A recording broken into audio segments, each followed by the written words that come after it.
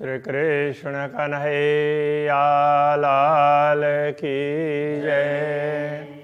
श्री निजानंद स्वामी की जय। श्री प्राणनाथ प्यारे की जय।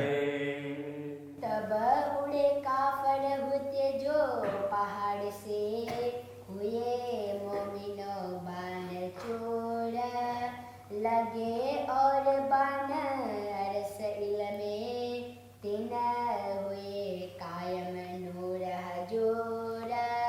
तिन हुए कायम नूर हजूर। श्री कृष्ण कन्हैया लाल की यहाँ पर परमात्मा की बात की जा रही है। जैसे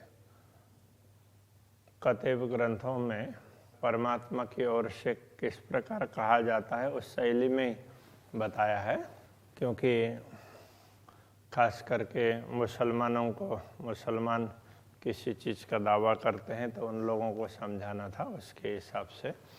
तो उसके साथ साथ में उन्होंने वैदिक बातों की भी चर्चा की है। जो लिखी सिफतें फुरमान में सो सब तुम अरस रुहन, जिसके विषय में धर्म ग्रंथों में जिनके विषय में महिमा लिखी है वो तुम परमधाम की आत्मा, वो परमधाम की आत्मा तुम ही हो। और सिफत तो हो गई जो कोई होवे वाहिदत बिन। अद्वैत भूमिका के अतिरिक्त किसी और का अस्तित्व होता, किन और आत्मा का अस्तित्व होता तो वो होते। ये इस प्रकार से है उनकी महिमा होती। और सिफत तो हो भाई, दूसरों की महिमा तो तभी होती जो अद्वैत भूमिका के आत्माओं के अतिरिक्त कुछ होते। कथे परंपरा में अन्य जीवों को तो नश्वर मानते हैं, यद्यपि जीव नश्वर नहीं होते हैं, अब वो एक प्रणाली है, सभी अविनाशी हैं। तो अक्षर ब्रह्म के अंश से ही प्रकट हुए होते हैं, उनका स्थान अलग अलग होता है। तब ये शैली वो है, इसलिए उस शैली के आधार पर समझा रहे हैं। मुसलमान तो उसी शैली से ही समझेंगे।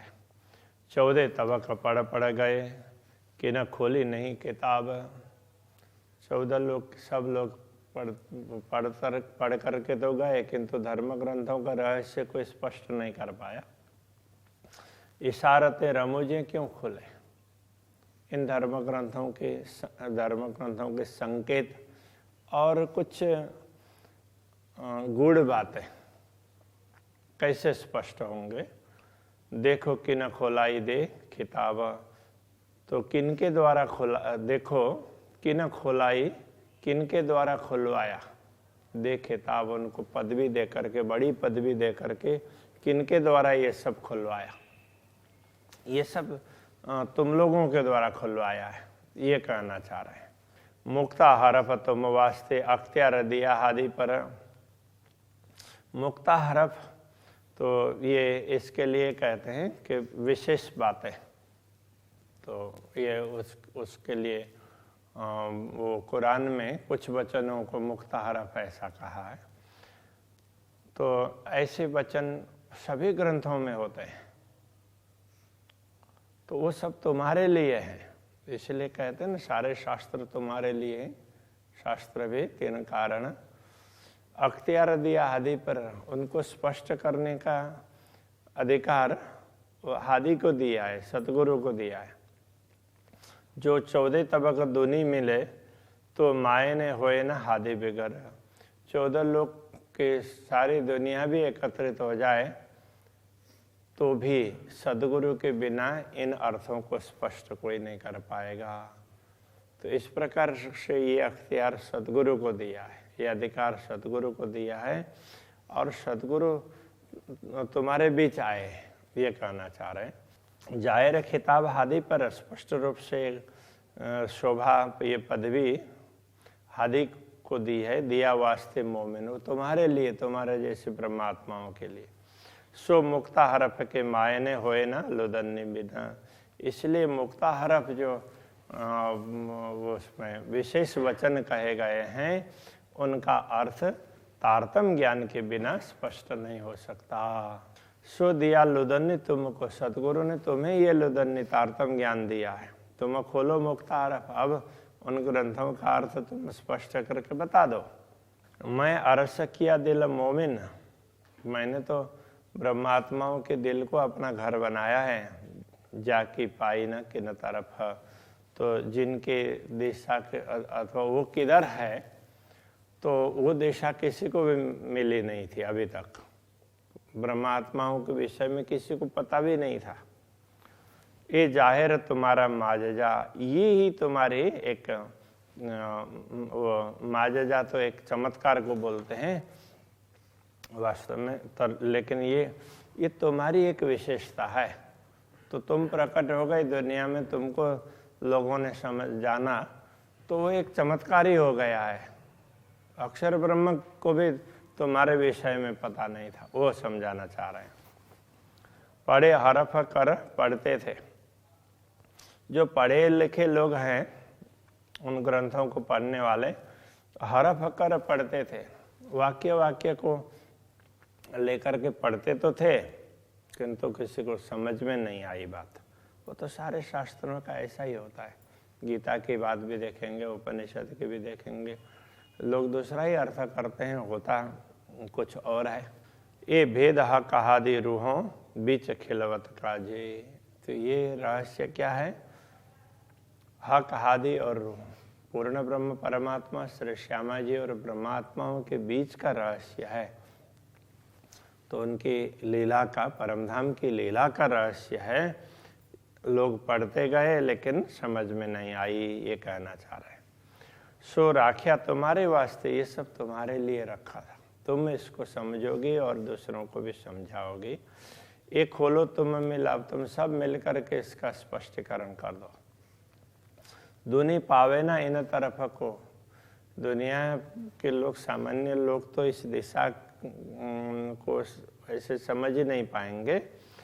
सो बीच अरस तुम्हारे दिल, तो वो परमधाम के, जिस परमधाम के विषय में दुनिया को पता भी नहीं है किधर है क्या है, तो उस परमधाम, वो तुम्हारे हृदय को परमधाम बना दिया।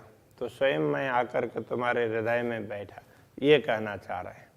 हक बक्का मता जाहिर किया, अखंड धाम की सामग्रियां बता दी, पर ये समझा नहीं कोई। बताई तो पहले भी थी, किंतु कोई समझ नहीं पाए। कया हरफे के बयान में बिना ताले न पहचान होए, और वहीं पर उन वचनों के साथ साथ में ये भी बता दिया गया था कि जिसके भाग्य में है वही इस बात को समझते हैं, हर कोई नहीं समझेंगे, ये भी कहा गया था। इनकी पहचान, ये इन वचनों को वही समझ पाएंगे जो इसके समझने के लिए योग्य हैं, जिनके भाग्य में ये लिखे हैं, ये भी बताया गया है। ये बयान पुकारे जाहिरा, इस प्रकार के बयान, इस प्रकार के विवरण हैं, वचन है, वो स्पष्ट रूप से बताते हैं कि तब पहुँचे ना दुनी शहूर, सामान्य दुनिया की समझ यहाँ तक पहुँचने वाली नहीं है। ये हादी जाने या अरस रूहें, इस बात को या तो सतगुरु समझते हैं या परमधाम की आत्माएं समझती हैं। हक खिलवत का मजकूर, ये पूर्ण ब्रह्म परमात्मा के अंतरंग लीला का विवरण है। वो तो या तो श्यामा जी या ब्रह्म आत्माएं समझ सकती है। पूर्ण ब्रह्म तो समझते ही हैं, और उनके अतिरिक्त श्यामा जी और ब्रह्म आत्माएं, अन्यथा उनके अतिरिक्त दूसरे लोग नहीं समझ पाते। तरफ भी किताब पाई नहीं, पावे जो तो दूसरा होए, उस दिशा को भी कोई समझ नहीं पाया किधर है, तो उस और आगे बढ़ ही नहीं पाए, क्योंकि दूसरे कोई होते तो समझते ना। तो उस बीच उन लीलाओं के जो पात्र हैं वही तो समझ पाएंगे। तुम तो बीच वाहिदत के, तुम तो अद्वैत भूमिका के बीच के हो, और जरा न कि तकाहो कोई, तुम इसमें किसी प्रकार का संदेह नहीं है कि तुम इधर उधर के कहीं के भी नहीं हो, तुम वहीं के हो। और दूसरे लोग हैं उसके अतिरिक्त तो कोई है ही नहीं। तुम जानो हम जाहिर हुए जुदे हक बिगर। तुम ये मान लो कि हम परमात्मा के प्रकट हुए बिना ही प्रकट हो जाए, तो ये तो नहीं हो सकता।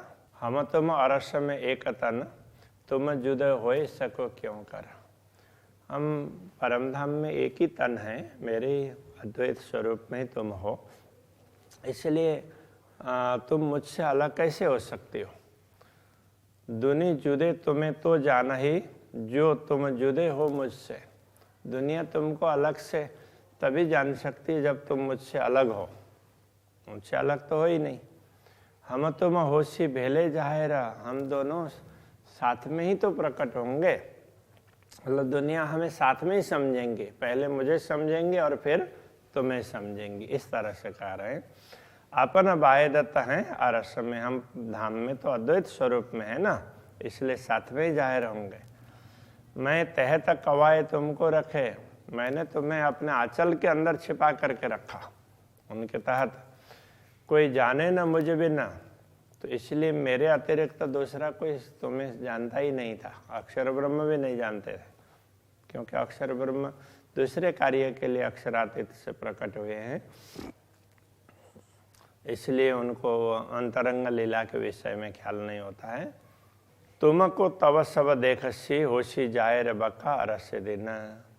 तो तुमको तब सब लोग तभी देखेंगे जब ये अखंड परम धाम का दिन जाहिर होगा। कहने का तात्पर्य जब धाम जाहिर होगा तो तुम भी स्पष्ट दिखोगी।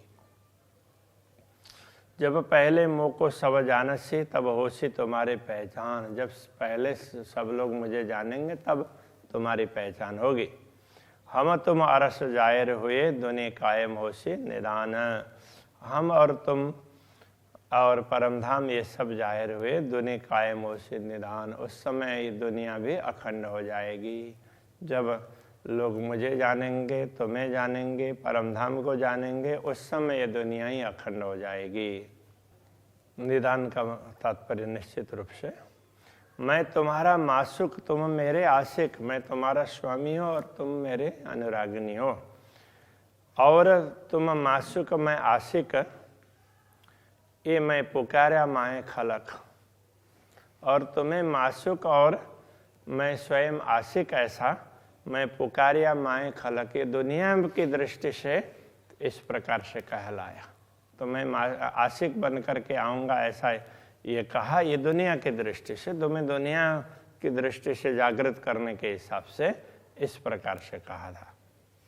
श्री कृष्ण कन्हैया लाल की।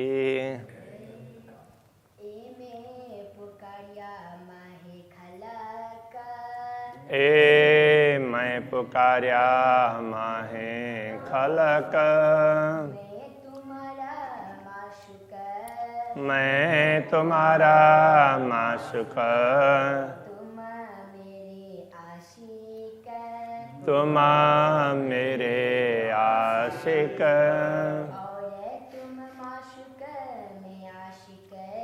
और तुम माशुक मैं आशिक।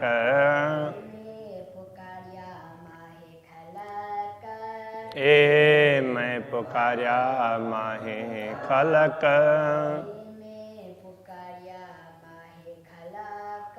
ए मैं पुकारिया माहे खलक।